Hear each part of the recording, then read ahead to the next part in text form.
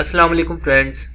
आज के इस वीडियो ट्यूटोरियल में हम ये सीखेंगे कि हम किस तरह से गिटहब के रिपोजिटरी का क्लोन क्रिएट कर सकते हैं अपने एंड्रॉयड स्टूडियो के अंदर। अगर आप किसी पब्लिक गिटहब की रिपोजिटरी का क्लोन क्रिएट करना चाह रहे हैं तो आपको अपने गिटहब के अकाउंट पे लॉगिन होने की भी ज़रूरत नहीं है।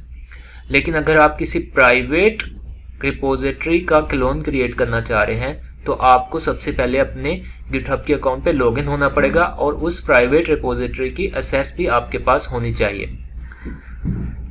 जब भी आप कोई गिटहब की रिपोजिटरी ओपन करते हैं तो उसके बिल्कुल साइड पे आपको एक कोड का बटन नजर आता है ग्रीन कलर का। आप इसके ऊपर क्लिक करें। यहाँ पर आपको HTTPS लिंक मिल जाएगा उस रिपोजिटरी का, आप उसको कॉपी करें और आप अपने एंड्रॉयड स्टूडियो की वेलकम स्क्रीन पे चले जाएं। यहाँ पर आपको एक ऑप्शन नजर आएगा गेट फ्रॉम BCS, आप इसके ऊपर क्लिक करें और यहाँ पर उस रिपोजिटरी का लिंक पेस्ट कर दें और क्लोन पे क्लिक कर दें। तो ये आपके रिपोजिटरी की क्लोनिंग स्टार्ट हो गई।